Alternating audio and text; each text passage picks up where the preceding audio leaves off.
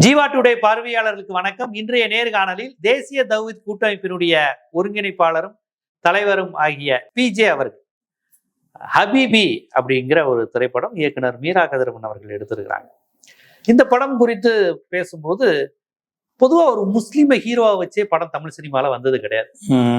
இது ஒரு முஸ்லீம் குடும்பம், முஸ்லீம் மக்கள், அவங்களுக்குள்ள உள்ள காதல், அவங்களுக்குள்ள வறுமை, பொருளாதார பிரச்சனை, அவங்களுக்குள்ள நடக்கிற போட்டி, பொறாமை, அவங்களுக்குள்ளே நடக்கிற துரோகங்கள், இதையெல்லாம் பதிவு செய்யுது. அது கடையநல்லூருங்கிற ஒரு ஊர் அமைப்பு ஒரு யதார்த்தத்திலிருந்து 80ஸ்ல எப்படி இருக்கு, 90ஸ்ல எப்படி இருக்கு, ஆஃப்டர் குளோபலைசேஷன் உலகமயமாக்கலுக்கு பிறகு என்னென்ன மாற்றங்கள் வருது, இப்படி பல்வேறு விஷயங்களை பேசுற ஒரு படமா வந்திருக்கு. இதுக்கு முன்னாடி இப்படி ஒரு கான்செப்டே கிடையாது தமிழ் சினிமால. ஒண்ணு வில்லன், தீவிரவாதி, குண்டு வைக்கிறவன், இப்படி காண்பித்த இடத்தில் ஒரு அழகா ஒரு முஸ்லீம் வாழ்வியலை காமிச்சிருக்குன்னு எல்லாரும் பாராட்டுறாங்க. நீங்க எதுவுமே அந்த படத்தை பத்தி பேசுன மாதிரி தெரியல. முஸ்லீமை தப்பா காமிக்கிறாங்கன்னு கோவப்பட்ட நீங்க ஒரு லைவ்லியா காமிச்சிருக்கிறாங்க, ஒரு யதார்த்தமா காமிச்சிருக்கிறாங்க, ஒரு சக மனுஷனா முஸ்லீமை ஃபர்ஸ்ட் ஒரு படம் காமிச்சிருக்கு. இல்லைன்னா ஏதோ அவங்களாம் வித்தியாசமானவங்கிற மாதிரி. இதை நீங்க எப்படி பாக்குறீங்க? நீங்க படம் பார்த்துட்டீங்களா? படத்தை பாராட்டுறீங்களா? எதுவும் நீங்க பாராட்டி அறிக்கை விட்ட மாதிரி எதுவும் பார்க்கல, தான் கேட்குறேன். பொதுவாக இந்த சினிமாவை பொறுத்த வரைக்கும் இஸ்லாத்துக்குன்னு ஒரு பார்வை இருக்குது, எனக்கும் அதே பார்வை தான் இருக்குது. என்ன பார்வைன்னு கேட்டால், இந்த சினிமா என்கிறது மனிதர்களுடைய மூளையை மழுங்க செய்கிற முக்கியமான ஒரு சாதனம். எந்த சினிமாவாக இருந்தாலும் அந்த சினிமாவில் என்ன செய்கிறாங்கன்னு கேட்டால், அது கற்பனை. சினிமான்ற என்ன அர்த்தம்னா, ஒரு மனுஷன் கற்பனையில் யோசிக்கக்கூடிய ஒரு கதை தான், அது நிஜம் கிடையாது. அதுக்கு ஒரு பணம் படைத்த ஒருத்தர், கருப்பு பணம் அதிகமாக வச்சுக்கிற ஒருத்தன் அதுக்கு முதலீடு பண்ணுவான், சரியா? அதுக்கு ஒருத்தனை நடிகனாக போட்டு என்ன செய்வாங்கன்னு கேட்டால், அவன் ஒரு மனிதனை அவனை விட ஒரு 1000 மடங்கு ஊதி பெருக்கி மக்களுக்கு காட்டுவான். ஒரு கதாநாயகன் காட்டுவான். அவனுக்கு என்ன சக்தி இருக்குமோ எனக்கு உள்ளது அவனுக்கும் இருக்கும், அதுக்கு மேலே இருக்காது. ஆனால் அந்த சினிமாங்கிற என்ன பண்ணுறாங்கன்னு கேட்டால், அந்த காட்சி ஊடகத்தில் காட்டும் பொழுது ஒரு அடியில் 10 பேர் அடிக்கிற மாதிரி காட்டுவாங்க. அவங்க தான் ஓடி போய் ட்ரெயினை பிடிக்கிற மாதிரிலாம் காட்டுவாங்க. ஓடுற ட்ரெயினில் சண்டை பிடிக்கிற, எல்ஐசிலேருந்து கீழே குதிச்சிருவார், எல்ஐசிலேருந்து கீழே குதிக்கிற, ஒன்றும் ஆகாது. அது மாதிரி பார்க்குறாங்க. அவன் எதிரி துப்பாக்கி 100 பேர் வச்சு சுடுவாங்க, அவனுக்கு ஒரு காயமே படாது. இவர் ரிவால்வர் ஒன்று வச்சுருப்பார், இவர் அடிச்சு எல்லாத்தையும் சுடுவார். அவங்க பெரிய பெரிய பார்ட்டி சவுண்ட் வச்சுட்டு நிற்பாங்க. அவங்க சொல்கிறது ஓடுற குண்டை கையில் பிடிச்சி திருப்பி அடிக்கிறது. இதெல்லாம் ஒரு விஷயம் சம்பாதிக்கிறதுக்காக வேண்டி மனிதர்களுடைய மூளையை மழுங்க அவங்கள சிந்திக்க விடாமல் ஆக்கி அப்படி ஒரு பிரம்மாண்டத்தை உண்டாக்குறது தான் சினிமாங்கிற. பொதுவாக அது எந்த படமாக இருந்தாலும் சரி. இன்னைக்கு இப்போ எம்ஜிஆர் ஒரு காலத்தில் எப்படி காட்டினாங்க, அதுக்கு சினிமா தான் காரணம். இன்னைக்கு விஜய் அது மாதிரி காட்டுறாங்கன்னா அதுக்கு என்ன காரணம்? சினிமா தான். சினிமாவை தவிர இந்த விஜய்க்கு இவ்வளோ ஓட்டு போட்டிருக்காங்களே, இதுக்கெல்லாம் என்ன ரீசனுங்கிறீங்க? சினிமாவை தவிர என்ன இருக்குது? அவர் என்ன செஞ்சார்? தேச விடுதலைக்கு பாடுபட்டவரா? ஒரு போராளியா? அதுக்கு முந்தைய அரசியல் நடவடிக்கையில் ஈடுபட்டவரா? அல்லது பொருளாதாரத்தை வாரி வாரி வழங்கி வள்ளலாக இருந்து? ஒன்றுமே கிடையாது. சினிமாவில் அவர் ஒரு டைப்பாக காட்டிவிட்டாங்க. அது மக்கள்கிட்ட பதியுது. அப்போ இந்த காட்சியில் நம்ம செய்யும் பொழுது வெகுஜன மக்கள் உள்ளபடி புரிய மாட்டாங்க. இது நெசம்னு நினைக்கிறாங்க. வெகுஜன மக்கள் அது தெளிவாக புரிகிற உங்களை மாதிரி அளவுக்கு அதை பிரித்து அறிவிங்க. இது கதை, இது ஒரு கற்பனையை செஞ்சுருக்கிறான் அப்படிங்கிறது. வெகுஜன மக்கள் அப்படி இருக்காங்களா? 95% மக்கள் அதை நிஜம்னு நினைக்கிறாங்க. அந்த காலத்துல 2026 நினைக்கிறாங்க. இன்னைக்கு அதாவது அன்னைக்கு ஒரு ஆட்சி மாறினதுக்கு காரணமாக போச்சுல. நாங்கள்லாம் சின்ன பிள்ளையில டூரிங் டாக்ஸின்னு வச்சுருப்பாங்க அந்த குடிசையில், சினிமா பார்க்க நான்லாம் போயிருப்போம் சின்ன வயசில். அப்போ எம்ஜிஆரை வில்லன் அடிக்கும் போது அடிக்காட கத்துவாங்க. இருந்து இந்த பார்க்க வந்த பெண்கள்லாம் என்ன செய்வாங்கன்னா, என் பிள்ளை அடிக்கிறான்னு கத்துவாங்க கிழவிகள்லாம். அப்போ எம்ஜிஆர் அடிக்கிற மாதிரி காட்சி வரும்போது நிஜமாக எம்ஜிஆர் அடிக்கிற மாதிரி அது பாதிக்கிற மாதிரி இவங்களை தாக்கத்தை ஏற்படுத்தினா எப்படி இருக்குன்னு பாருங்களேன். அப்போ அது மாதிரி இந்த வில்லனை வெறுக்கிறது, நம்பியார் நெஞ்சு மாதிரி வெறுப்பாங்க. எம்ஜிஆர் அப்புறம் அதெல்லாம் எதுனாலண்டா அது அவங்க ஒரு காசுக்காக செய்கிற ஒரு விஷயம். அப்படி இருக்கும் பொழுது அப்போ என்னென்னலாம் செய்கிறாங்கன்னு கேட்டால், ஒரு மனிதனை அவன் இயல்பாக எப்படி இருப்பான், உலகத்தில் ஒரு சம்பவம் நடக்குதுன்னா அவன் மனிதனை தானே வாழ்ந்திருப்பான். கதாநாயகனாக இருக்க ஒரு மனுஷன் தானே. அந்த மனுஷன் எப்படி வாழ்ந்திருப்பானோ அப்படி காட்டவே மாட்டாங்க. அதை நீங்க சொல்றது இதுவரையும் இருந்த சினிமா ஹீரோக்களை உருவாக்குறது. இந்த சினிமாவுக்கு தனியா நான் வர்றேன். பொதுவா சினிமாவை பத்தி நீங்க சொல்ற எல்லாமே உண்மைதான். அது மதி இழக்க செய்து மூளையை கிளர்ச்சி அடைய வைக்குது, கற்பனை உலகத்துல கூட்டி போய் தப்பான விஷயத்த தப்பான நபர்களை கொண்டாட வைக்குது. ஆனா இந்த படம் அப்படி இல்லையே. இந்த படத்தினுடைய கதாநாயகன் வந்து கஸ்தூரி ராஜா வந்து 100 பேரை போட்டு அடிக்கலையே, யாரையும் இது பண்ணலையே, எந்த பில்டிங்கையும் உடைக்கல, இங்கேயும் அணுகுண்டு வைக்கல. அவர் ஒரு மனிதர், ஒரு குடும்ப பாரத சுமைக்கிற ஒரு மனிதராக காமிச்சிருக்கிறாங்க. இதுவரையும் முஸ்லிம்ஸை வந்து ஒண்ணு ஒரு தீவிரவாதியா காமிப்பாங்க, இல்லைன்னா சம்மந்தமே இல்லாத ஏதோ ஒரு பெரியவர் அப்பப்போ வந்து போற மாதிரி ஒரு கணக்குக்கு முஸ்லீமை காமிப்பாங்க. இதுல முஸ்லிம்ஸும் ஒன்னே மாதிரிதான் வாழ்றான், இந்த உலகத்துல அவனும் ஒன்னே மாதிரிதான் ஒரு கதையை எடுத்திருக்கிறாங்க. இதையே நம்ம இவ்வளவு ஆய்வு செஞ்சு ஒரு வலிந்து எதிர்க்கணுங்கிற நான். இல்ல என்ன வித்தியாசம்னா, பொதுவான சினிமா அப்படி இருக்குது, அது தனியா வச்சுக்கிறங்க. இவர்கள் இப்ப எடுத்திருந்த ஹபீபிங்கிற படத்தை நான் பார்க்கவும் இல்லை, அதனுடைய கதையும் படிக்கவும் இல்லை. ஏன் பார்க்க வேண்டியதானே? சில துணுக்குகள் வரும், அதில் பார்த்ததை வச்சு தான் நான் சொல்றேன். உங்க மாதிரி ஆளுக்கு சொல்றதை வச்சு தான் சொல்றேன். முதல் விஷயம் என்னன்னு கேட்டா, முஸ்லீம் குடும்பங்கள்ல நடக்குதுன்னு ஒரு கதையை எடுத்தான்னு சொன்னா முஸ்லீமை தானே காட்டுவான். இதுல என்ன பெரிய யதார்த்தமா அதை தானே செய்ய முடியும். நீங்க வந்து ஒரு பிராமண குடும்பத்துடைய கதை எடுத்தீங்கன்னா எல்லாம் பிராமணால தான் இருப்பாங்க, அதில் காட்டக்கூடியவங்க எல்லாம். அந்த கதையை நீங்க எதை எடுத்துக்கிறீங்களோ அதன்படி கொடுத்தா தான் அது கதையாவே இருக்கும். இதுல முஸ்லீம் எப்படி காட்டுறாங்கன்னா, முஸ்லீம் கதை எடுத்தீங்க அப்படித்தான் காட்ட முடியும். கடையநல்லூர் கதைன்னு எடுத்துக்கிட்டு போய் கந்தசாமியை போட முடியுமாங்க? கடையநல்லூர்னு எடுத்து அப்படித்தானே அந்த கடையநல்லூருக்கு தகுந்த மாதிரி தானே போடணும். அப்போ முஸ்லீமுடைய சம்பந்தப்பட்ட ஒரு கதைன்னு சொல்லி எடுத்ததுனால தான் அதுல இஸ்லாமியர்களுடைய வீடுகள் நடந்தது போனது தான் காட்டுறாங்கன்னு அதைத்தான் சொல்றீங்க. நல்ல விஷயம் தானே, நல்ல விஷயம் தாங்கிறீங்க. ஆனா நம்ம என்ன பாக்குறோம்னு கேட்டா, இந்த சினிமா என்பதுல காட்டக்கூடிய ஒரு விஷயம் நம்ம வாழ்க்கையில பாதிப்பு ஏற்படுத்தி நீங்களே ஒத்துக்கிட்டீங்க, பாதிப்பு ஏற்படுத்துதுன்னு. இப்போ அதில் என்ன காட்டுறாங்க சினிமாவில்னு கேட்டால், இந்த காதல்ங்கிறத முக்கியப்படுத்தி காட்டுறாங்க. இந்த காதல்ங்கிறது வந்து ரொம்ப ரொம்ப ரொம்ப அவர் காட்டக்கூடிய அந்த காலத்தில் ரொம்ப ரொம்ப அரிதாக, லட்சத்தில் ஒருத்தனுக்கு தான் அந்த காதல் மேட்டரே வரும்.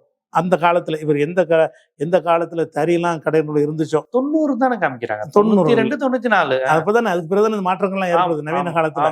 அந்த மாதிரி காலங்கள்ல எல்லாம் இந்த மாதிரி காதல் கத்திரிக்காய் எல்லாம் கிடையாது. அதெல்லாம் கல்யாணமா அரேஞ்ச் இன்னைக்கு வரைக்கும் காதல் கிடையாதுங்கிறீங்களா, முஸ்லீம்கிட்ட கிடையாதுங்கிறீங்களா? பொதுவா சமுதாயத்துல இருக்கிறதுன்னு கதையை எடுக்கணும். ஆமா, இவர் சொன்ன மாதிரி தான் இல்ல ஒருத்தன் காதலிச்சிட்டு இருக்காங்க. கடையநல்லூர்காரங்களுக்கு காதல் வராதுன்னு எப்படி நம்ம முடிவு செய்ய முடியும்? கடையநல்லூர்காரங்க எல்லாரும் காதலிச்சிட்டு இருக்காங்கன்னு கேக்குறேன். இல்ல, அந்த வயசு பசங்க காதலிக்கிறாங்க. அது அபுதாயி, அந்த யூசுஃபோட பையன் அபுதாயிர் ஒரு பொண்ணை விரும்புற மாதிரி காமிக்கிறாங்க. இதுல என்ன அவ்வளவு பெரிய குற்றம் என்ன வந்துருச்சு? என்ன குற்றம்னு கேட்டாங்க.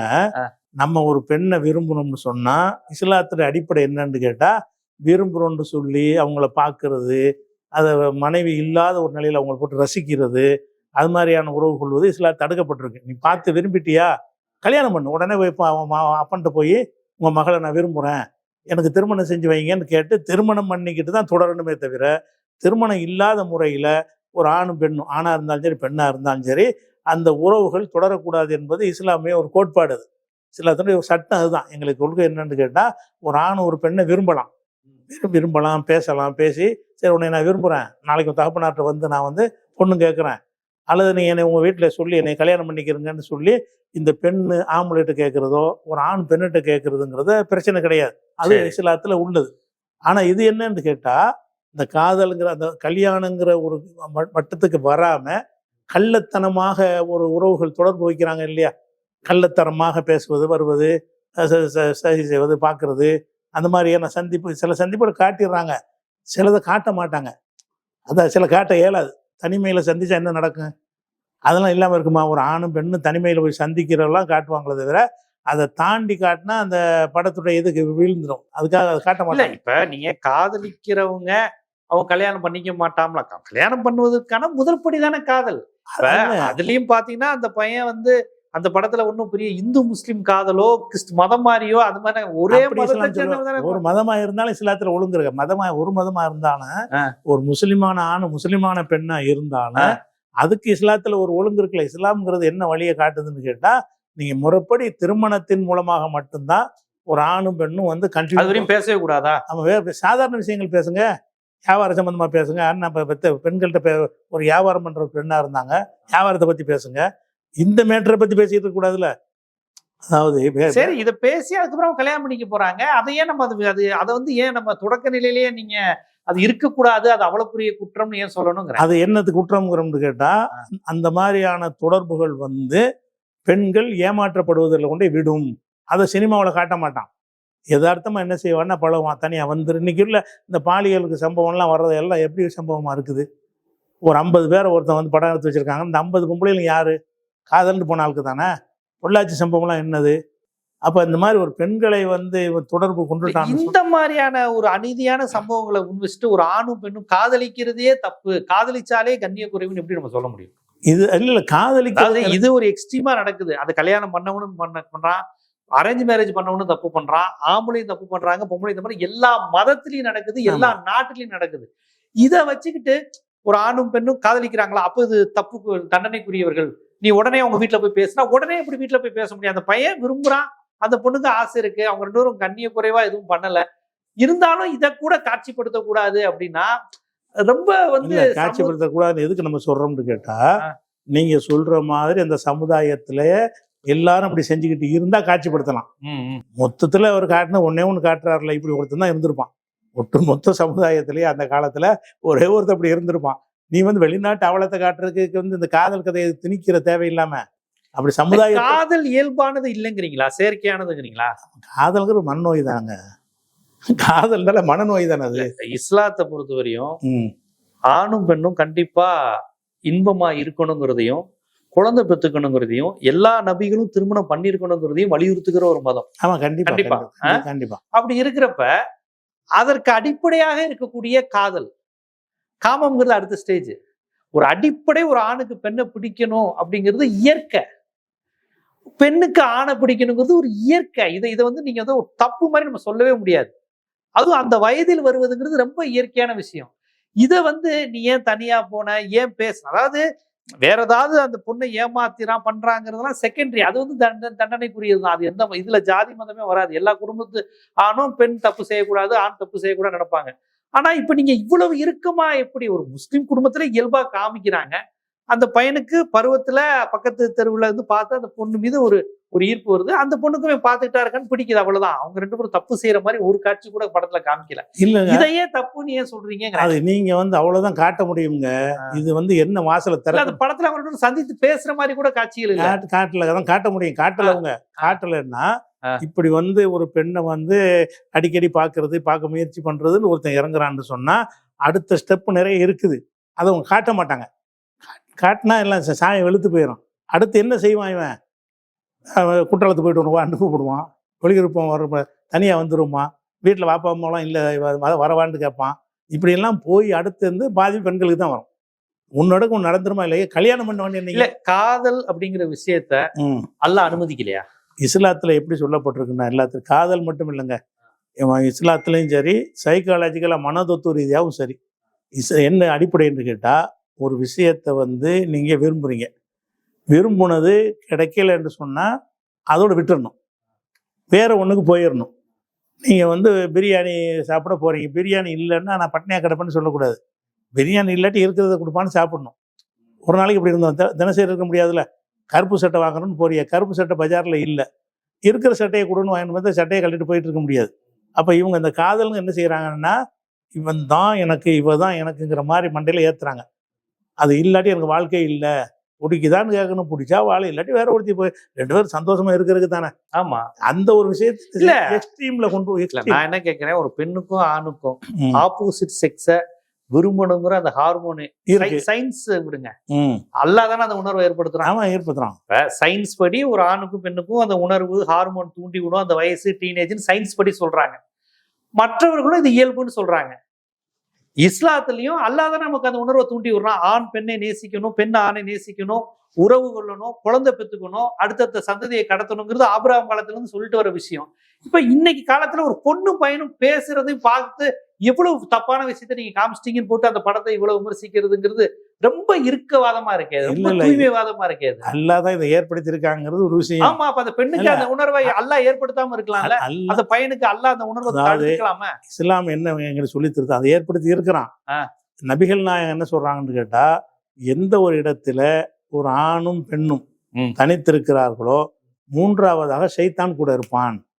தனித்திருத்தல் என்று வந்த இடங்கள்ல வந்து ஷைத்தான் வேலையை காட்டிடுவாங்கிறாங்க. அது நீங்க வந்து வெளி உலகத்துக்கு உடனே கல்யாணம் பண்ண முடியாதுல்ல. ஒரு ஆணும் பெண்ணு உருமுறாங்கன்னு தெரிஞ்ச உடனே வா நிக்கா பண்ணிக்கலாம்னு அது எப்படி சொல்ல முடியும்? எந்த மதத்திலயும் எந்த பெண்ணும் சொல்ல முடியாது. தனித்து இருக்கிறத காட்டுறாங்களா இல்ல, தனித்து இருக்கிறாங்களா இல்லையா? தனித்து எப்படி இருக்கிறது? அந்த படத்துல அப்படி கூட காமிக்கல. அது எனக்கு தெரியல காட்டுறாங்களான்னு. காதல்னு அப்படித்தான் காட்டுவாங்க. தனித்து இருக்கிறது கண்டிப்பா காட்டியிருப்பாங்க. சரி. தனித்து இருத்தல் ஒரு பெண்ணு எனக்கு பொண்டாட்டி இல்ல, அவ யாரோ ஒரு சகோதரியும் இல்ல, அவ ஒரு பெண்ணு, அவளோட நான் தனித்து 4-5 பேர் இருக்கும்போது இருக்கலாம், தனிச்சு இருந்துடக்கூடாது. தனித்து இருக்கக்கூடாது. இது ஆணுக்கு தான், அந்த பெண்ணுக்கு மட்டும் உள்ள சட்டம் இல்ல, ஆணுக்கு அந்த சட்டம் இருக்குது. நீ ஒரு பெண்ணோட நீ தனித்து இருக்காத. அப்ப தனித்து இருந்தோம்னு சொன்னா கண்டிப்பா நீங்க சொல்ற அந்த ஹார்மோன் வேலை செய்யும். அந்த ஹார்மோன் இருக்குல்ல, அந்த வேலை செய்யும். தனிமை யாரும் பார்க்கல, நமக்கு ரெண்டாலும் செஞ்சிடலாம் அப்படின்னு வந்துட்டு ஒன்னோடக்கும் நடந்துருச்சுன்னு சொன்னா அதுக்கு பிறகு என்ன செய்வான்டா, கைவிட்டு போயிடுவான். ஆம்பளைக்கு ஆம்பளை தன்மை என்னன்னு கேட்டா அனுபவிக்கிற வரைக்கும் தான். ஆண் வர்க்கத்தையே இழிவுபடுத்துற மாதிரி இருக்கு. ஆம்பளைனாலே ஃப்ராடுன்னு சொல்ற மாதிரி இருக்கு. அதிகமா அப்படித்தான். அது எப்படி? அப்படித்தான் நிறைய பேர் ஆண்கள் தான். ஆண்கள்னாலே ஏமாத்துறவன் ஐயோக்கியன்னு சொல்ற மாதிரி இருக்கு. அது எப்படி ஏத்துக்க? இல்ல எல்லாரும் இல்ல, எல்லாரும் ஆண்கள்ல வந்து கல்யாணம் பண்றவன் இருக்கான் ஒழுங்கா. ஆமா எல்லாரும் இல்ல, எல்லா ஆண் பெண் 2 பேர்லயுமே தப்பானவங்க இருப்பாங்கங்க. ஜாதி மதம் என் நாடு அதான் சொன்னேன் கடந்து. நீங்க இந்த தப்பு செய்யறத மட்டுமே பார்த்துட்டு தப்பு நடந்துரும் அப்படின்ட்டு இருக்கிற எல்லாரையும் தப்பு சொல்றது எப்படி? இது ஒரு எல்லாரையுமே நம்ம சொல்லல. என் மகன் என் மகள் அப்படி ஆயிடக்கூடாதுன்னு நினைக்கணுமா இல்லையா? நான் இப்ப இந்த படத்தினால முஸ்லிம்களுடைய வாழ்க்கையோ இல்ல இஸ்லாமோ அந்த தத்துவமோ என்ன பாதிக்கப்படுதுன்னா, இஸ்லாம்னாலேயே இந்த மாதிரி ஒரு கள்ளத்தனமா காதல் பண்றதோ இஸ்லாம் அந்த கருத்து பதிவாயிரும். அப்படி சமுதாயத்துல இல்ல, யாருமே சொல்லலையே, யாருமே சொல்லல. ஆனா இந்த படம் சொல்லுது. அவன் சமுதாயத்துல அப்படி இல்ல, சமுதாயத்துல கடைநூல்ல எல்லாம் காலேஜ்ல இருக்கிறான், தெரியாது இல்ல, இல்ல அரேஞ்ச் மேரேஜ் பண்றாங்க, என்ன தெரியாது. அரேஞ்ச் மேரேஜ் பண்றாங்க, லவ் பண்ணி அரேஞ்ச் மேரேஜ் பண்றாங்களா, லவ் பண்ணாமலே அரேஞ்ச் மேரேஜ் பண்றாங்களா? அதான் சொன்னேனே, இது கடையனூர் ஒரு பிரச்சனை இல்ல, சர்வதேச உலக பிரச்சனை. இதுக்கு மதமும் கிடையாது, மொழியும் கிடையாது, தேசம் எல்லா ஊர்லயும் ஏமாத்துற இருப்பான். அவர் வந்து அந்த ஊர் அனுபவத்தை அந்த படைப்பாளி இயக்குனர் எடுக்கிறாரு. எங்க ஊரு இதுன்னு. அவர் ஒரு முஸ்லீமா இருக்காரு, நான் ஒரு முஸ்லீமா இருந்துட்டு நான் எதுக்கு ஒரு செட்டியாரை பத்தி நாடாரை பத்தி எடுக்கணும்? எங்க மதம் எங்க வாழ்க்கை எங்க சாச்சா இத பத்தி நான் எடுக்கிறேங்கிறாரு. நீங்க அதை வந்து ஏன் இப்படி தடுக்கிறீங்க? அவர் எடுக்கிறத நம்ம குறை சொல்லல. எல்லாரும் எடுக்கிற மாதிரி அவர் ஒரு ஆளுன்னா நாங்க சொல்ல மாட்டோம். அதுக்கு இதுக்கு இஸ்லாமிய கலர் குத்துறீங்கிறத டாபிக். நீங்க வந்து பாரதி அவர் ஒரு முஸ்லீம் இல்ல, எடுத்தா இஸ்லாமிய கலர் அவங்க அம்மா அப்பா அவங்க சாச்சா அவங்க அண்ணிய பத்தி தாங்க அவர் எடுக்க முடியும். அவர் ஏங்க இஸ்லாமிய படம்னு சொல்றியா? இஸ்லாமிய கொள்கையை ஒத்துக்கிட்டாதான் இஸ்லாமிய படம் இல்ல. அது இஸ்லாம், அது ஒண்ணும் பயான் ஓதல அந்த படத்துல வந்து மார்க்க சொற்பொழிவு படம்ல ஒண்ணு படிக்கிறோம். அது ஏன் சொல்றாங்கன்னா, இஸ்லாமியர்களை இதுவரை நீங்க எப்படி காமிச்சிருக்கீங்க? தாடி வச்சு தொப்பி வச்சாலே தீவிரவாதி, அவன் தமிழே கிடையாது, அது மட்டும் தமிழே பேச வராது. இப்படித்தானே விஸ்வரூபம் வந்தது, நீங்க எதிர்த்தீங்க. இப்படித்தானே அந்த கமலஹாசன் விஸ்வரூபம் எடுத்தது, மணிரத்னம் ரோஜா எடுத்தது, இந்த விஜய் வந்து துப்பாக்கின்னு ஒரு படம் எடுத்தது. இப்படியே காண்பிச்சுக்கிட்டு இருக்க நேரத்துல, உங்க சித்தப்பா மாமா மாதிரி தாண்டா அவங்களும் இருப்பாங்க, அவங்களும் லவ் பண்ணுவாங்க, அவங்க குடும்பத்துக்குள்ளேயும் சண்டை வரும், சொத்து சண்டை வரும், பிரச்சனை வரும். ஒன்னே மாதிரி மனிதன் தான் முஸ்லீம்னு யதார்த்தமா காமிக்கிறாங்க. இதுல என்ன தப்பு இருக்குங்கிற? இதெல்லாம் வந்துங்க எல்லா சினிமாவிலையும் ஒழுங்கா தான் காட்டுறாங்க. இந்த இவனு வந்த பிறகு விஜயகாந்த் விஜய் வந்த பிறகுதான் நீங்க சொல்ற மாதிரிலாம் வருது. அந்த காலத்துல பாவ மன்னிப்பு காலத்துல இந்த இஸ்லாம் எப்படி காட்டுறான்? இதே கணியில எம்ஜிஆர் பின்னாடி ஒரு முஸ்லீம் நிப்பாரு. அலிபாபாவுல எப்படி காட்டினா? நீங்க சொல்ற தீவிரவாதியா காட்டினா, சின்னஞ்சீரு சிட்டே சீனா கற்கண்டுன்னு சொல்லி பாடிக்கிட்டு படிக்கிற மாதிரி இல்லதான் உலகத்தை காட்டினாங்க. இது விஜயகாந்த் இவங்க எல்லாம் வந்த பிறகுதான், இல்ல மணிரத்னம் வந்ததுக்கு பிறகுதான் அவங்க இவங்கதான் ஆக்கிட்டாங்களே தவிர, எல்லா படங்களும் முஸ்லீம் அல்லாதவர்கள் எடுத்த ஒரு படமா இருந்தாலும் அது இஸ்லாத்திட்ட சம்பந்தப்படுத்தினா இஸ்லாமிய தான் காட்டுவாங்க. தொப்பு போடு எல்லோரும் கொண்டாடுவோம் அல்லாவின் பேரை சொல்லின்னு படிக்கிறார்ல அந்த காலத்துல. அதுல இந்த இஸ்லாத்தை எப்படி காட்டுறான்? தாயின் காலடியில் சொர்க்கம்னு சொல்லிட்டு ஒரு வசனம் பேசுற மாதிரிலாம் காட்டுறாங்க. இவரு சிவாஜி பேசுறாருல, அது நல்லாவும் காட்டி தானே இருக்கிறான். நீங்க சொல்றதெல்லாம் அப்துல் ரஹ்மான் பாட்டு போடுவாரு, சிரித்து வாழ வேண்டுமா அப்படி ஒரு பாட்டு இருக்குது. அது மாதிரி கூன்புரையை போட்டிடுவோம், குரானை ஓதிடுவோம், முகாமத்து படிச்சிருப்பாரு. இப்ப எல்லா படங்கள்லையும் வந்து நீங்க சொல்ற மாதிரி காட்டல. இல்ல அந்த மணிரத்னம் குரூப் வந்த பிறகு அந்த அர்ஜுனாவன் பேரு அர்ஜுன், விஜயகாந்த், விஜய் கொஞ்சம் RSS ஐடியாலஜி இவங்க இந்த 3 பேர் தான் அப்படி காக்கணும். தவிர ரஜினிகாந்த் கூட அப்படி ஆக்கணும். எந்த படத்துல படிக்காத படத்துல முஸ்லீம் தானே எடுத்து வளர்ப்பாரு. இஸ்லாத்துக்கு எதிராக வந்து ஒரு எதுவுமே செஞ்சது முஸ்லீம்களுக்கு எதிராக ரஜினிகாந்த் அப்படி காட்டினது கிடையாது, எம்ஜிஆர் காட்டினது கிடையாது, சிவாஜி காட்டினது கிடையாது. இந்த 3 பேர் காட்டினதை வச்சுக்கிட்டு என்ன செய்றீங்க? எல்லாம் அப்படி நினைச்சாங்க மாத்த வந்துடணும்னு போடுறீங்க. சரி பார்த்துட்டு போங்க. நீங்க ஒரு படமாக இருக்கிற விட்டுட்டு ஒவ்வொருத்தரையும் தொப்பி போட வச்சு அவன் இஸ்லாத்தையே காப்பாற்ற வந்த மாதிரி ஒரு பயான் பண்ண விட்டு அப்படி அவர் சொல்லல. நான் ஒரு யதார்த்தம் இல்லைங்க. ஒரு அப்படிதான் பேசுறாங்க. ஒரு முஸ்லிம் இயக்குனருக்கு தான் வாழ்க்கைய தன்னுடைய அனுபவத்தை காமிக்கிற உரிமை கிடையாதா? காமிச்சிட்டு போறாரு. உள்ளது போட்டு அப்படி இருக்குதா நாட்டுல? அவர் சொல்றபடி நடந்துச்சா? இதுல என்ன இருக்கு? முஸ்லிம்கள் காதலிக்க மாட்டாங்களா? முஸ்லிம்கள் தொழில் துரோகம் எவனாவது ஒருத்தன் நாங்க முஸ்லீம்ல வந்து திருடன் இருக்கானா இல்லையா? ஆமா. அதுக்காக எல்லாருமே திருடுறான். நீங்க திருடனை தேர்ந்து எடுத்து கதையாக்குனா என்ன அர்த்தம்? அதுக்கு ஒரு திருட்டு பையன் இருக்கான்னு அப்படி யார் முஸ்லிம்களே அப்படி பண்ற மாதிரி கதாபாத்திரமே இல்லையா? இல்ல நீங்க சொல்ற மாதிரி சம்பவம் இல்லைங்க. அந்த காதலிக்க மாட்டாங்களா கடையில்? அதெல்லாம் மாட்டாங்க. கடையில் மட்டும் இல்ல, எந்த ஊர்லயுமே வந்து அவன் காதலிப்பாங்களா மாட்டாங்களான்னு நமக்கு தெரியாம வேண்டாம் இருக்கலாம். உலகத்துக்கு தெரியாம எந்த ஒரு தகப்பனும் தாயும் வந்து உடன்பட மாட்டாங்க. இந்த அது வேற. அது இந்து மதத்திலயும் தானே ஒரு அது முஸ்லிம் மதத்துல மட்டுமா? அப்ப இந்துக்கள் வீட்டுல மட்டும் காதல் வெரி குட் லவ் பண்ணேன்னு இந்துக்களுக்கு நான் அறிவுரை சொல்ல முடியாதுல்ல. இந்துக்களுக்கு அதான் சட்டம். நான் சொன்ன கேட்க மாட்டான்ல. நான் ஏன் சொல்லுவேன். நீங்க ஒரு அதாவது காதலுக்கு எதிரியா இருக்கிறது ஒரு பக்கம். ஆனா ஒரு முஸ்லிம்களில் இயல்பான வாழ்வியல்ல ஏதோ பிடிச்ச பொண்ணை காதலிக்கிற மாதிரி ஒரு படம் எடுத்தா கூட இது எங்க மதத்துக்கு எதிரானது, எங்க சமூகத்துக்கு படம் எடுக்கிறிய அது என்னத்தை உண்டாக்கும்னு கேட்டா முஸ்லிம்கள் பூரா இப்படித்தான் நடப்பாங்கன்னு தான் உண்டாக்கும். நீங்க ஒரு சம்பவங்கிறீங்க, ஒரு முஸ்லீம் உங்களுக்கு வந்து இந்த படத்தை பாக்குற இந்து முஸ்லீம் பெருமையா தான் நினைப்பாங்க. நான் ஒண்ணு கேக்குறேன் உங்கள்கிட்ட, இந்த குண்டு வைக்கிற மாதிரி முஸ்லீம் காட்டினான்ல, எல்லா முஸ்லீமையும் காட்டினா? எல்லா முஸ்லீமையும் காட்டினா? ஏதோ ஒருத்தனை தானே காட்டினா? அது எங்களை எல்லாரையும் பாதிக்குது. நீங்க தானே அந்த வாதத்தையும் சொல்றீங்க. குண்டு வைக்கிற மாதிரி முஸ்லீமை காட்டினா ஒட்டுமொத்த சமுதாயமா காட்டுறான். ஏதோ ஒரு அப்துல் காதரை காட்டியிருப்பான். உங்களுக்கு கோபம் வருது. அப்துல் காதர் இப்படி காட்டினீன்னு சொன்னா முஸ்லீம்கள் தான் இப்படித்தானே நினைப்பான்னு அதுக்கு நெகட்டிவா சொல்லும்போது மட்டும் அப்படி எடுக்கிறீல்ல? அப்படிதான் இதுல எடுக்கணும். அப்ப முஸ்லீம் இயக்குனர் முஸ்லீம் படமே எடுக்க கூடாது. படம் எடுக்கிற பேச்சா நான் வரவே இல்லை. இஸ்லாமிய கலர் பூசா நீங்க வியாபாரம் பண்றீங்க. எல்லா பயிலும் எடுக்கிற முஸ்லீம் படத்தை முஸ்லீம் எல்லாம் எடுத்திருக்கேன். பாக்தாத் பேரலைன்னு எடுத்தான், அலிபாபான்னு எடுத்தான். அந்த காலத்துல இஸ்லாம் அடிப்படையில் தான் படமே ஒரு அலாவுதீன் அற்புத விளக்குன்னு எடுத்தான். அந்த படங்கள்லாம் ஓகே உங்களுக்கு? அப்ப எந்த படமும் ஓகே கிடையாது. எல்லாத்துக்கும் அந்த பேசிக் தான். இஸ்லாமிய பானுமதி டான்ஸ் ஆடுவாங்களே, ஆமா இஸ்லாமிய உண்மை காதலி, அதெல்லாம் அந்த டூயட் ஓகேவா உங்களுக்கு? ஓகே, அதுவும் ஓகே இல்ல. நீங்க தான் எடுத்தங்கிறது கிடையாதுங்கிறேன். அவங்க எடுத்திருக்காங்க. இஸ்லாமியர் தான் எடுக்கணும்னு கிடையாது. இஸ்லாம் அது ஒரு செயற்கையான சினிமா, இது ஒரு இயற்கையான வாழ்வியல். அந்த பொண்ணு ஒரு முஸ்லீம் இது வந்தோடனே அவங்க இதை முக்காட சரி செய்யறாங்க. இயல்பா நம்ம முஸ்லீம் வீட்டு பெண்கள், நம்ம பெரியம்மா அதெல்லாம் எப்படி இருந்தாங்க. நான் என்ன கேட்கறேன்னு கேட்டா, சினிமாவில் ஒரே ஒருத்தனை கதாநாயகனை போட்டு நீங்க எடுத்தீங்கன்னு சொன்னா, அவன் இஸ்லாமிய அடிப்படையில இஸ்லாம் காட்டினீங்கன்னு சொன்னா ஒட்டுமொத்த சமுதாயத்தையும் தான் அப்படி நினைக்கிறாங்கன்னு நீங்க தான் சொல்றீங்க. அப்படி நம்மளை காட்டிவிட்டாங்க. எல்லாத்தையும் காட்டல. இல்ல ஒருத்தனை காட்டினதான் உங்களை பாதிக்குது. ஒருத்தைய காட்டினீங்கன்னா எல்லாத்தையும் பாதிக்கும். எல்லாரும் முஸ்லீம்டா இப்படித்தான் நினைச்சிருவாங்க. முஸ்லீம்கள்ட்ட இந்த வழக்கமா காதல் தான் வழக்கம்னு இருந்தா செய்யலாம். நீங்க சொல்ற மாதிரி ஒரு 1000ல் 1 2 அப்படி இருப்பாங்க. அதை ஒன்ன புடிச்சுக்கிட்டு வந்த ஒரு கதையா நீ காட்டு. எல்லா மதத்திலையும் காதலிக்கிறது இயல்பு தான். எல்லா மதத்திலும் இருக்குங்க. அப்ப அது மாதிரி செஞ்சிருப்பாங்க. இஸ்லாமிய கரெக்டா காட்டிவிட்டான், இஸ்லாத்துக்கு சேவை செஞ்சுட்டாங்கிற மாதிரி அதை கொண்டு போறது பிரச்சனையா இருக்கு. இவர் பாட்டு படம் எடுத்துட்டு அது ஹபீபின்றது அரபில பேர் வைக்கணும். கதை தான் அது. கதைக்கு காதல் தமிழ் பேர் வைக்க வேண்டியதானே? தமிழ் பேர் வைக்க வேண்டிய. நான் இஸ்லாத்தை கடைபிடிக்கிறேங்கிற ஒரு கலரை கொடுக்கும் பொழுது மற்ற மக்களுக்கு என்ன செய்யணும்னு கேட்டா, இஸ்லாம் இதை அங்கீகரிக்கணும்னு தான் எடுத்துக்குவாங்க. இஸ்லாத்துல இதெல்லாம் உள்ளது போல ஒரு முஸ்லீம் எடுத்திருக்கிறாரு, பெரிய பெரிய முஸ்லீம் தலைவர்கள்லாம் அதை பார்க்க சொல்றாங்க. ஒரு தலைவரோட என்னைய தவிர எல்லாரும் சொல்லிவிட்டாங்க. இஸ்லாமிய தலைவர்கள்லாம் நினைச்சிட்டாங்க மைக்கிள்ட்டு. அவங்க வீட்டு போகும்போது அவங்க வீட்டு மகள் வந்து காதலிச்சா ஒத்துக்க மாட்டாங்க. ஆனா என்ன செய்யறாங்க, போய் பாருங்கிறாங்க. இவங்க பயன் பண்றவங்க இருக்காங்க. லவ் பத்தி பேசக்கூடாது இஸ்லாமியர்கள். லவ்ங்கிறது இல்ல. நீங்க சினிமாவுல ஒன்றை காட்டும் பொழுது ஒன்றாக அதை எடுத்துக்கிற மாட்டான். சமுதாயம் அப்படி இருக்குன்னு எடுத்துக்கிறோம். அதான் மிகைப்படுத்தி காட்டுறாங்கிறோம்ல. இப்படி ஒண்ணு காட்டினீங்கன்னா நீங்க இவ்வளவு பேசும்போது அடிப்படையான கேள்வி வருது.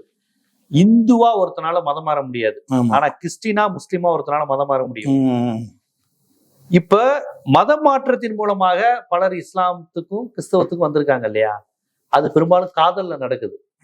ஒரு முஸ்லீம் பெண்ணு ஒரு இந்து பையனை காதலிச்சு கடைசியில வந்து நான் அந்த பொண்ணு பேசி அவன் சுண்ணத்து பண்ணியே முஸ்லீமா மாறிலாம் நடந்திருக்கு. பெரிய பெரிய பிஜேபி தலைவர்களே நடந்திருக்கு, நிறைய நடந்திருக்கு. அதே போல இந்து பையன் முஸ்லீம் பையன் இந்து பொண்ணை காதலிச்சு அந்த பொண்ணு மதம் மாறி வந்திருக்கு. அதை நீங்க எல்லாம் ஏத்துக்கிறீங்க.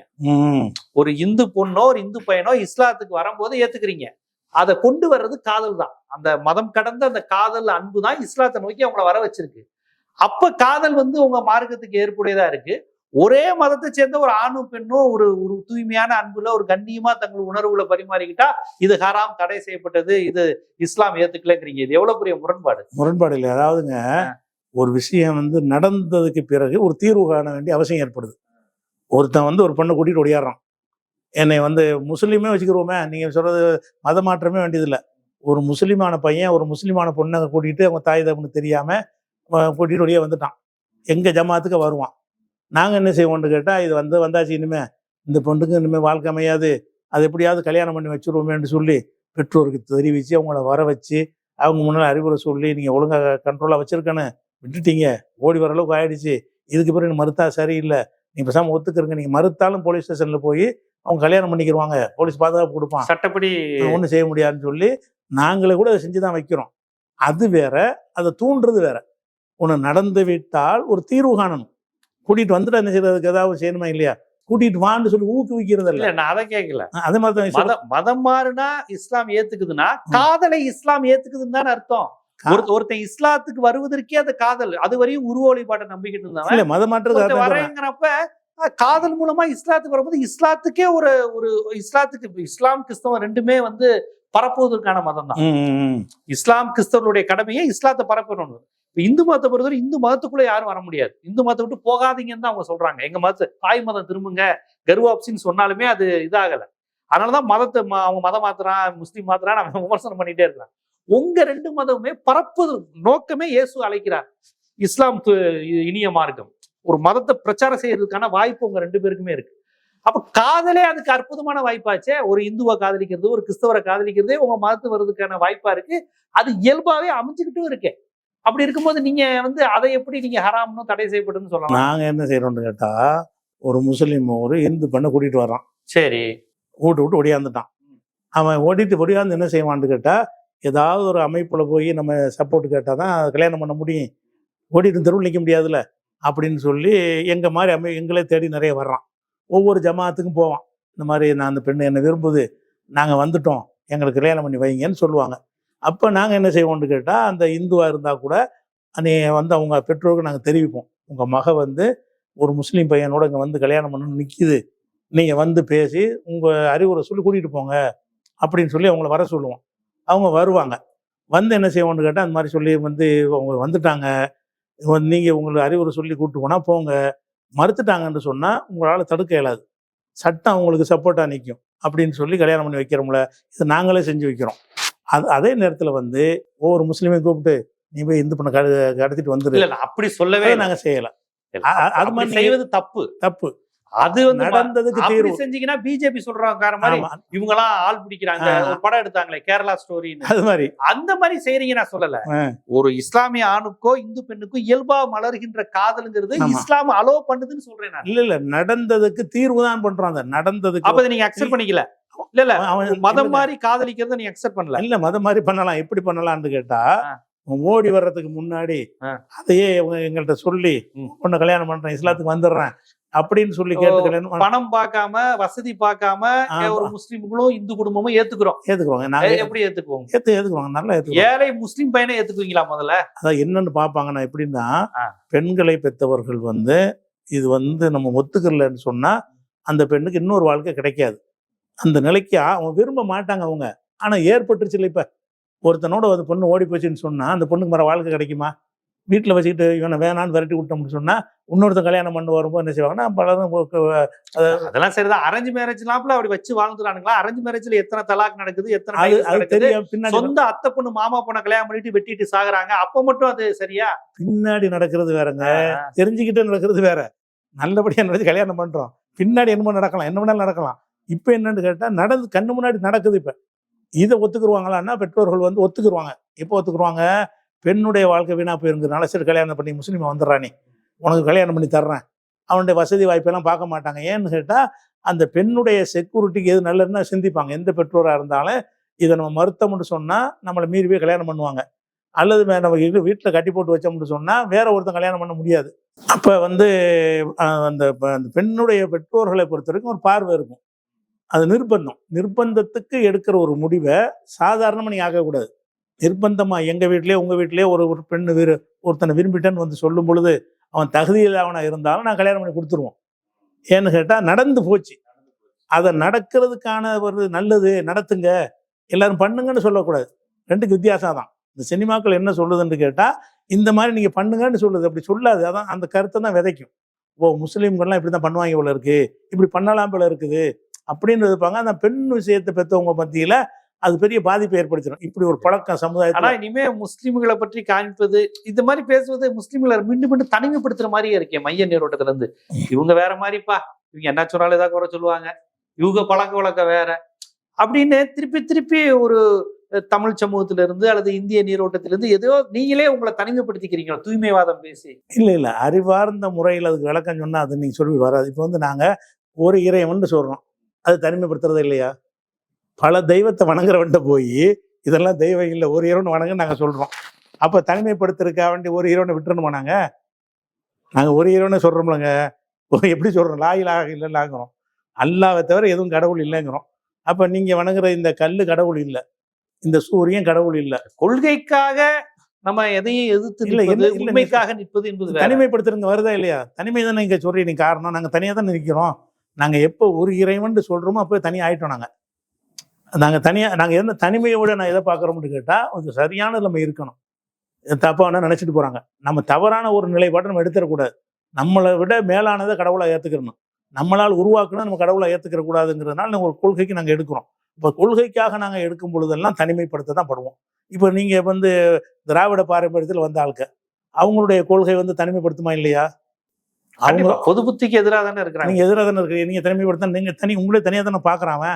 முஸ்லீமை பார்க்குற மாதிரி தீக்காக்காரங்களை எப்படி பார்க்குறாம?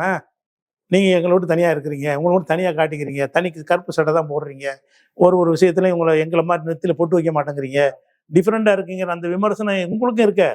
கடவுள் மறுப்பாளர்களுக்கு சந்திக்கிறீங்கள, நாங்கள் சந்திக்கிற மாதிரி. அப்போ என்ன நம்ம பார்க்கணும்? இந்த தனிமைப்படுத்தல்ங்கிற வார்த்தை நம்ம பார்க்கக்கூடாது.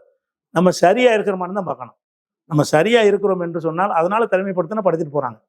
நம்ம இதை விளக்க வைக்கணும். இதை நாங்கள் இந்த காரணம் உங்களை வெறுக்கிறதுக்காக நாங்கள் அதை செய்யலை, ஒரு நல்ல நோக்கத்தில் நாங்கள் செய்கிறோம். எங்களால் இதை கடவுளை ஏற்றுக்கிற முடியல, உங்களுடைய கடவுளை வணங்குறது நாங்கள் குறை சொல்ல மாட்டோம், நாங்கள் அதை வணங்க மாட்டோம் அப்படின்னு சொல்லி புரிய வச்சு தான் அதை வென்றெடுக்கணுமே தவிர, நம்மளை தனிமைப்படுத்துருவாங்கன்னு நினைச்சிங்கன்னா முஸ்லீமாக நீங்கள் இருக்கவே முடியாது. எல்லாமே தனிமைப்படுத்துறதா தான் இருக்கும். எங்களுடைய அனைத்து நாங்கள் தொழுகிறோம்ல, இந்த தொழுகை தனிமைப்படுத்தா இல்லையா? நீங்கள் எல்லாம் எப்படி வணங்குறீங்க, நாங்கள் எப்படி வணங்குறோம்னு கேட்பானா இல்லையா? நாங்கள்லாம் கோயிலில் வணங்குறோம், நீங்கள் டிஃப்ரெண்டாக வணங்குறீங்க, அதனால் அதை விட்டுருங்கன்னு சொல்லுவோம். அதை நாங்கள் விட வேண்டி வரோம். நோன்பு நாங்கள்லாம் ஒரு 1/2 மணி நேரம் விரதம் இருக்கோம், நீங்கள் எல்லாம் 30 நாள் இருக்கிறீங்க அப்படின்னு கேட்போம். அது தனிமையாக தான் தெரியும். நான் இங்கேருந்து ஹஜ்ஜுக்கு செலவழிச்சிட்டு போறீங்க, நாங்கள் இந்த காசு இந்தியாவில் போயிடுறோம், பக்கத்துல இருக்கு. அப்போ எல்லாமே தனிமை தானே. முஸ்லீமாக நாங்கள் வாழ்வதை தனிமைப்படுத்துவது தான். கண்டிப்பா வாதத்தில் ஒரு நீங்க சிறந்தவர் பார்ப்போம். என்னை பொறுத்தவரை இஸ்லாம் அப்படிங்கிற ஒரு கான்செப்ட் தானே. பட் இஸ்லாமியர்கள்ல நம்ம தமிழ் சமூகத்துல இருந்து அந்நியப்படுத்திடக்கூடாதுன்னு பாக்குறோம். இஸ்லாமிய படைப்பாளிகள் குறைவு, இஸ்லாமிய நடிகர்கள் குறைவு, இஸ்லாத்தில் படித்தவர்கள் குறைவு. ஆனா அந்த படத்தை நான் பார்த்தேன்னு சொன்னா இதுல எந்த அளவுலாம் மூலச்செலவு செய்யாம எடுக்க முடியாது. கமர்ஷியலா எடுக்கிறதுக்கு நானே ஒரு லிஸ்ட் சொல்லணும். நான் பார்க்கலாம். நீங்க கேள்விப்பட்டது தான் சொல்றேன். எல்லா படங்களும் இந்த விஷயம் இருக்கும். கண்டிப்பா பார்ப்போம். எல்லாருடைய கருத்துக்கள் விமர்சனங்களும் போகட்டும். அதான் ஒரு அறிவார்ந்த சமுதாயம் உருவாகும். அந்த விதத்துல இந்த உரையாடலும் கண்டிப்பா ஒரு சமுதாயத்துல ஒரு தாக்கத்தை, பலருக்கு மாற்றத்தை, பலருக்கு ஒரு புது உரையாடலை கூட தொடங்கி வைக்கலாம். நன்றி.